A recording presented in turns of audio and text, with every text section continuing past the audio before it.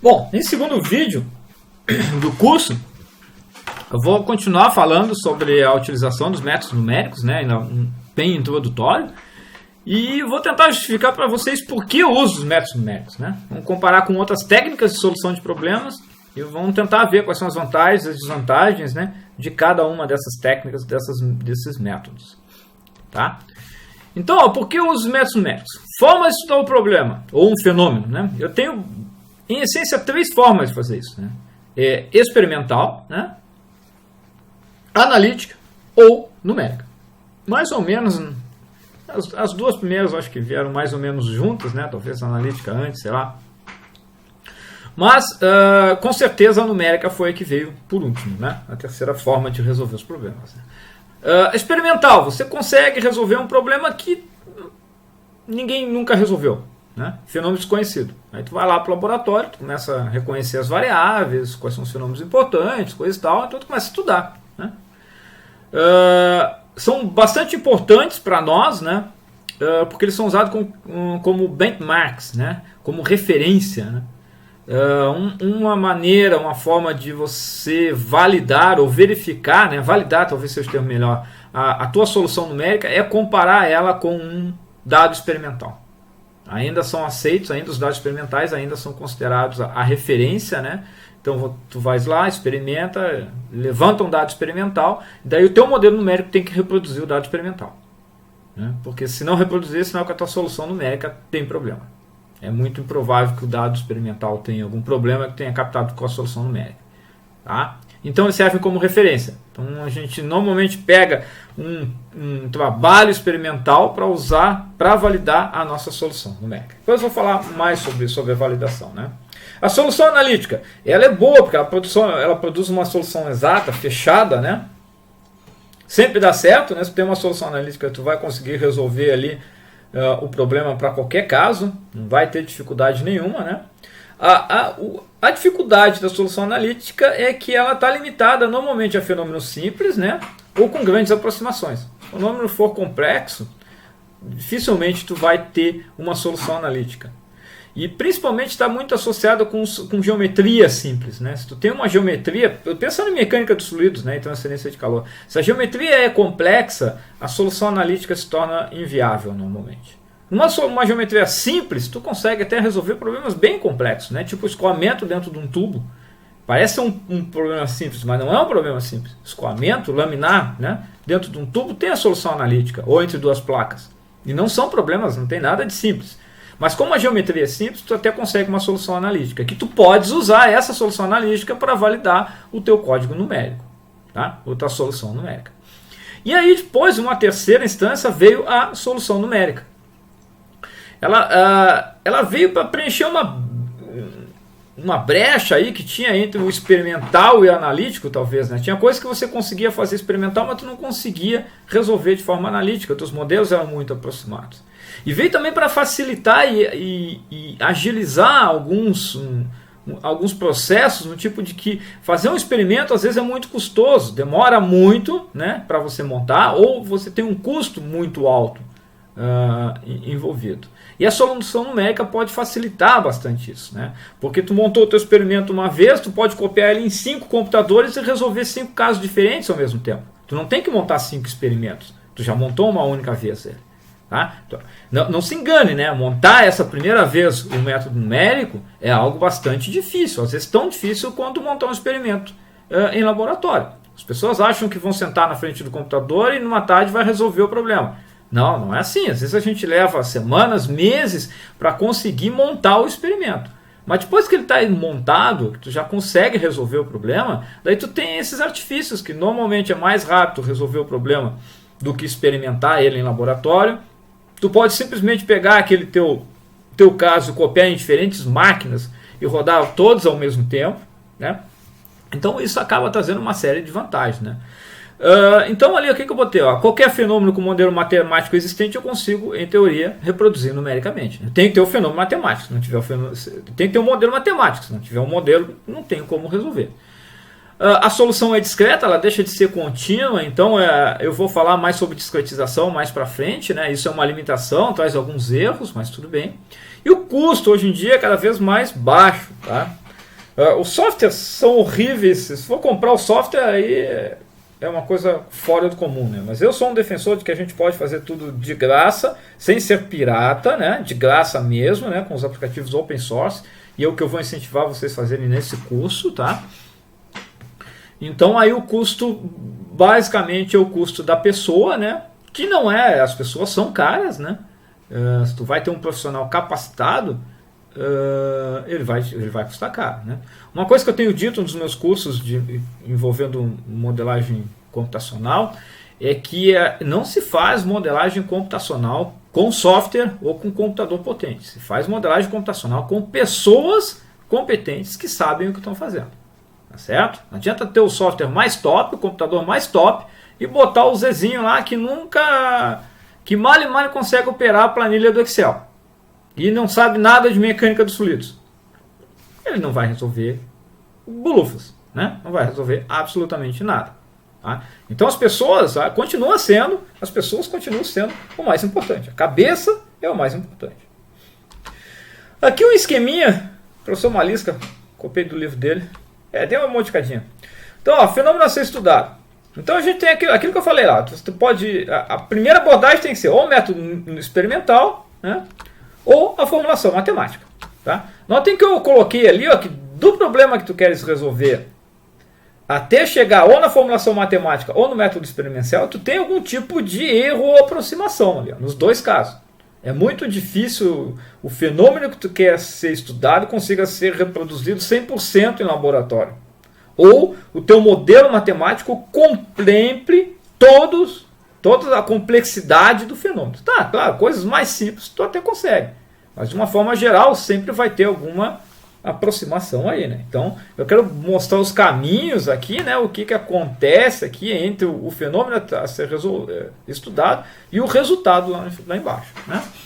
Aí o que acontece? Bom, uma vez que eu tenho a solução matemática, a formulação matemática, eu posso optar por duas opções. A solução analítica, onde vou ter que fazer as simplificações, quase certo vou ter que fazer simplificações, ou a solução numérica, em que eu normalmente não preciso fazer simplificações, mas por outro lado a minha solução é aproximada. A solução numérica sempre tem um grau de aproximação. Tá? Por quê? Por conta da tal discretização. Estou falando em mecânica dos fluidos de transferência de calor, né? CFD. Então, mas de uma forma geral a solução numérica tem algum tipo de aproximação. Tá? Porque você discretiza o domínio. Você tem um domínio que é contínuo, você divide ele, se esse domínio for unidimensional, você divide ele em segmentos. Se for bidimensional, sei lá, em quadradinhos, né, que seriam os elementos ou volumes. Tridimensional também, hexaedros, tetraedros, que seriam os elementos. Então, tu deixa de ter uma solução contínua e tu resolve uma solução para cada um desses elementos ou volumes. Tá? Então, tem uma aproximação. Não adianta, vai ter uma aproximação. E aí, a gente chega no resultado. Né? O nosso objetivo é o resultado. Como é que você chega no resultado? Direto aqui do método experimental, aí você sempre tem algum tipo de erro aqui associado também. Aqui não tem erro, né? A solução analítica, depois que tu simplificou, né, tem a formulação matemática, depois que tu simplificou para poder resolver ela analiticamente, aqui é exato. Né? Mas tem simplificações. E aqui tu tem erros também vai ter outros erros de aproximação. Hoje em dia são menores, né? Erros de contas, por exemplo, né? Isso aí já diminuiu bastante, mas também tu ainda vai ter algum tipo de erro nessa etapa final aqui, né? Aqui tem um erro com a discretização, que tu passa do domínio contínuo para o domínio discreto, né?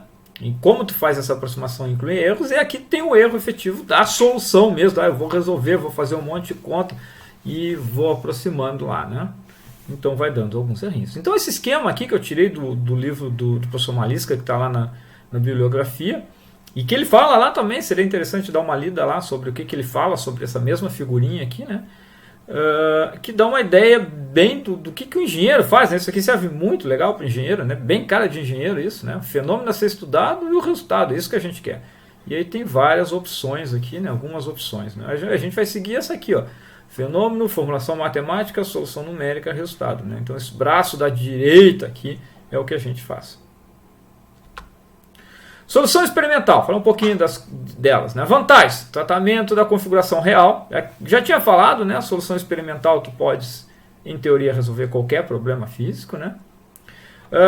Se tu não sabe qual é o fenômeno, tu consegue definir, né? e preparar um modelo matemático. Utilizar para validação física e metodológica, já falei também das metodologias, né? Validação física de metodologias numéricas, né? Então eu pego o experimento e comparo com a minha solução numérica, serve como referência. E a mesma coisa aqui, né? Auxilia na construção de modelos matemáticos e numéricos. Desvantagens, o custo elevado, talvez seja o principal problema, né? É claro, as coisas são relativas. Às vezes, se tu já tem um laboratório bem equipado, quer fazer um experimento parecido com o que tu já tem, o teu custo vai ser menor, né? Mas tu vai montar um experimento do nada. Nós também. Se tu já tem os computadores, o teu custo é menor. Só vai pagar o homem-hora, né? Então, tudo tem que levar em consideração uma série de fatores, né? Às vezes, se tu quer... Numericamente não tem limitação, né? Mas experimental tem experimentos que são perigosos, né? Está experimentando e pode dar problema. Alguns anos atrás explodiu o lançador de foguetes brasileiros lá na base, lá no Pará, eu acho que não sei onde é a base, e matou um monte de gente. Então, experimentalmente, tem esse tipo de coisa. Tá? Numérico não vai, né? Mesmo que exploda o computador, pegue fogo o computador, dificilmente vai machucar alguém, né? E dificuldade foi a outra coisa que eu falei, né? Dificuldade de reprodução de algumas condições reais, né? Às vezes tu quer estudar um determinado fenômeno, mas para que tu possa tirar algum tipo de conclusão daquele fenômeno, tu tem que reproduzir ele no teu laboratório de maneira que tu consiga monitorar todas as variáveis. E isso pode ser bastante complicado. Solução analítica. A vantagem, as soluções são exatas, não há aproximação. Isso aqui, marquei aqui, né, são utilizados na verificação das soluções numéricas. Não importa se tu fez o programa ou se tu vai usar o Fluent, o OpenFOAM, não importa. A solução analítica, tu sempre tem que verificar a tua solução se tu está fazendo certo. Tá? Pode parecer meio sem sentido isso nesse momento que vocês estão sendo introduzidos nessa área de computação. Mas vou usar o Fluent. O Fluent todo mundo usa. Os modelos estão certos. Sim, os modelos estão certos. Mas tu ajustou todos os parâmetros? Tu está resolvendo o problema que tu acha que tu está resolvendo? São tantos parâmetros, são tantas coisas que precisam ser controladas que tu tem que fazer a verificação. Tá? Não tem como você não fazer a verificação. E isso vai ficar mais claro ao longo do curso, que eu vou começar a mostrar os detalhes, né? São muitas coisas. Primeiro passa por entender quais são os modelos que estão descritos lá dentro e qual é o modelo que você tem que selecionar. Isso é essencial. E depois uma série de outros parâmetros que você tem que ajustar para que você consiga a solução. Utilizar na construção de métodos numéricos, utilizar na verificação. Eu copiei algumas coisas do Elisaldo aqui, eu aproveitei do outro curso, não sei o que ele queria dizer aqui. Baixíssimo tempos de computação. Claro, solução analítica normalmente fazer as contas é algo rápido, né? Embora tenha algumas soluções analíticas que sejam complicadas, né? Tu tem uma equação lá que é uma série e calcular aquela série não é muito simples, né? Por isso que ele fala em computação aqui, né? Uma série não se faz mais a série na mão hoje em dia, né? Você vai usar um computador para fazer um loop lá para fazer, sei lá, 10 mil, 100 mil, para somar 100 mil parcelas daquela série. 100 mil exagero, mas sei lá, 1.000, 2.000 parcelas. Problemas de interesse. Isso eu vou falar mais pra frente. Limitações. O modelo físico é o principal problema, né? Quando você tem não linearidades, fica muito difícil resolver. A gente sempre usa propriedades físicas constantes, porque senão também fica complicado. A geometria tem que ser simplificada e as condições de contorno também tu tem que ter uma certa restrição. Normalmente associado à geometria, né? A gente usa uns truques de usar uma placa infinita, um tubo infinito, coisas desse tipo, né? Que dão boas aproximações. Mas são sempre aproximações. Por quê? Porque tu limita, né? Tu tem uma certa limitação com respeito às condições de contorno. Solução numérica, um monte de coisa, né? Porque eu quero vender o meu peixe, né? Então, vantagens: redução substancial no tempo e custo de novos projetos. Depende da tua infraestrutura inicial, né? Mas em essência, assim, o que eu estou querendo dizer nisso aí? Eu estou querendo dizer que é muito mais barato tu rodar um monte de simulações, testar um monte de configurações, do que tu fazer um monte de configurações em laboratório. Tá? Então tu testa ali no teu computador, faz umas 50 simulações, testa um monte de coisa. Aí tu escolhe umas 5 ou 6, eu acho que essas aqui são as melhores. Aí, então tu vai lá e faz o experimento para ver se o que tu está simulando vai produzir a peça que tu quer, ou vai produzir o que você quer. Eu já falei, né, a possibilidade de analisar sistemas na edição experimental é difícil de ser realizada, por uma questão de segurança, ou simplesmente por ser difícil de reproduzir em laboratório. Não tem, basicamente, hoje em dia não tem mais limitação de geometria, né? A gente consegue resolver praticamente qualquer geometria, mas a geometria é sempre um trabalho, é sempre um problema, principalmente quando tem uma peça ou um domínio computacional em que partes da geometria são dimensões grandes, partes da geometria são dimensões pequenas. Isso complica bastante, eu vou falar sobre isso mais para frente. Depois que tu tem o resultado, tu pode processar um monte de coisas. Você pode ver a velocidade no cantinho lá, ou a temperatura, acompanhar uma partícula fluida para ver por onde ela passa. Tu tem uma possibilidade muito grande de explorar os resultados inúmeras vezes, né? E de várias formas. Depois que a solução está feita, está salva lá. Isso é uma grande vantagem. Permite estudo de otimização, facilita, talvez o termo aqui, facilita o estudo de otimização, tá? E auxilia na compreensão de fenômenos físicos em estudo. Desvantagens, necessita de verificação, não tem jeito, a gente tem que verificar, né? A parte experimental precisa ser verificada e o código também precisa ser verificado.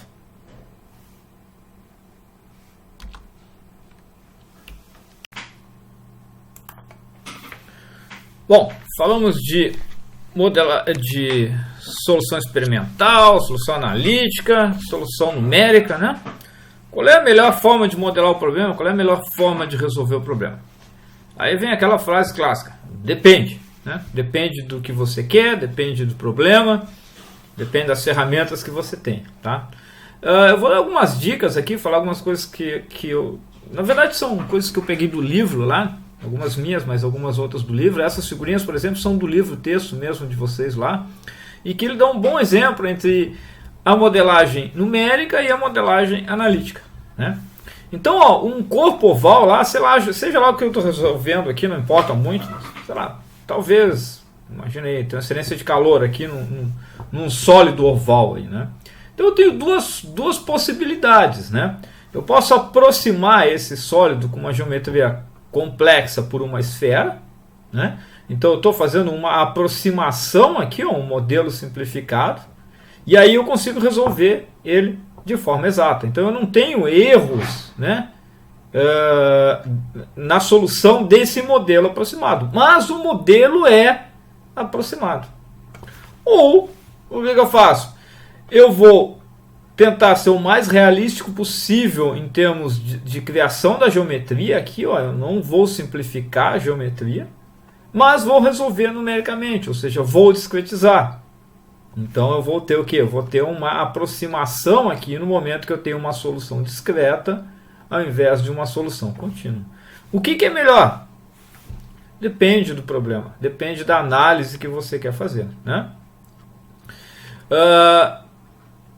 Então o que eu coloquei aqui? A solução aproximada, a numérica, pode ser mais próxima da realidade do que a solução analítica simplificada, né? Então, dependendo do caso, a solução numérica vai ser muito melhor. Vai ser melhor do que a solução analítica. Tá certo? Bom, flexibilidade nos computadores, problemas onde é necessário repetir várias vezes uma otimização. Ainda estou falando um pouquinho das vantagens numéricas, né? Então, ou do uso da computação de uma forma geral, não necessariamente a solução numérica, né? Mesmo a solução analítica, se você tem que resolver para diversas geometrias, então usar o computador facilita, né? E se você tiver uma habilidade de programação, você vai programar essa solução, né? Esse loop, você não vai fazer manual esse loop, né? E então isso te possibilita fazer muito mais, testar muitos mais casos, né? Se tu quiser fazer uma uma busca exaustiva, que é aquele caso que você testa todas as possibilidades, sei lá, geométricas ou de condições de contorno de um determinado problema, né? Então a gente usa o computador para fazer isso. E aqui um exemplo de uma solução analítica que é difícil de obter. Esse problema, essa é a solução de um problema de condução de calor. Eu acho que sem geração de calor, né? É só uma condição de calor, daí tem uma temperatura interna e uma temperatura externa. Essa é a solução, é uma série que envolve aqui algo que vocês nem veem na graduação, que é as tais das funções de Bessel aqui, a série de Bessel aqui. Isso aqui, para obter um número daqui, dá um trabalho danado, né? Então talvez seja mais fácil resolver isso aqui numericamente do que usar a solução analítica aqui.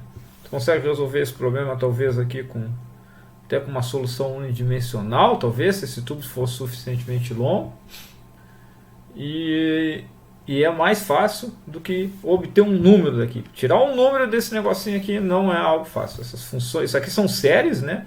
Essas J0 e J1 aqui são séries dentro de um somatório aqui. Então, às vezes, algumas soluções numéricas elas são bem difíceis de você conseguir um número, né? Quando a série converge rapidinho é beleza, mas não é o que acontece na série de Bessel. Às vezes você precisa de vários termos para que ela converja.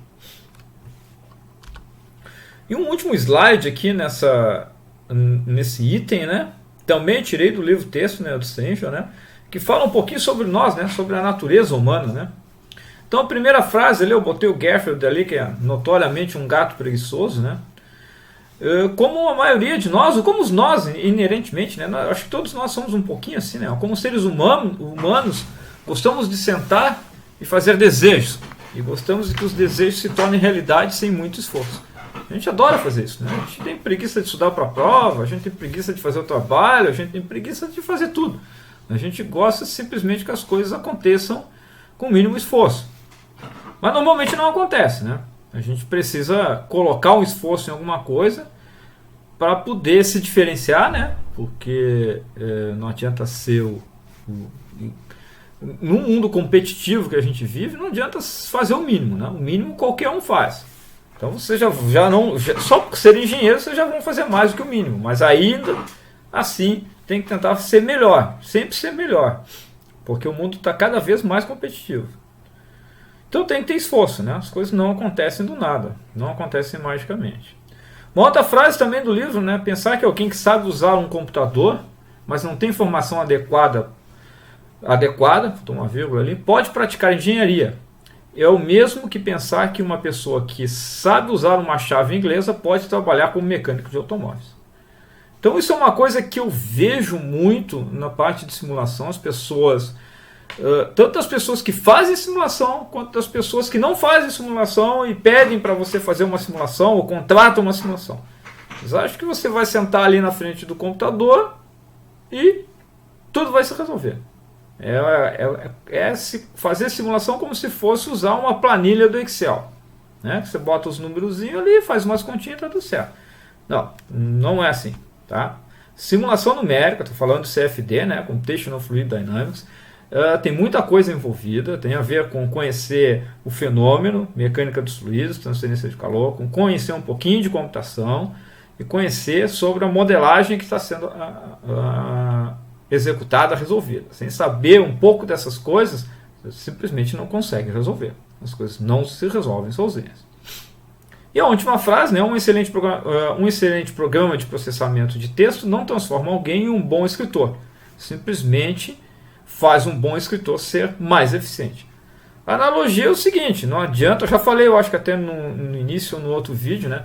Não adianta você ter o software mais top do mundo, né? Não adianta o gerente da empresa, estou te dando aqui, esse é o melhor software de CFD que existe no mundo, ele resolve qualquer problema, tem coisas fantásticas aí.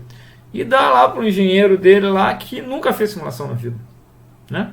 Ele não vai fazer nada, ele não consegue fazer nada. Por quê? Porque simulação se faz com pessoas, não se faz simulação com software. O software é a ferramenta.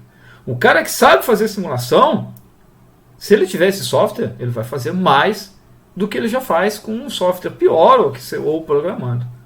Então isso tem a ver com O software é a ferramenta. Quanto melhor a ferramenta, para quem sabe usar, melhor vai ser o resultado. Para quem não sabe usar, não adianta de nada. Não vai conseguir resolver nada com a ferramenta. Tá bom? Então são algumas frases aí para a gente pensar. Dei uma lida nesse item 5.1 do livro de transferência de calor, tá? Não é esse M15 aqui, MF15 aqui, o livro de transferência de calor que ele fala dessas frases e comenta essas coisas aqui, o item 5.1.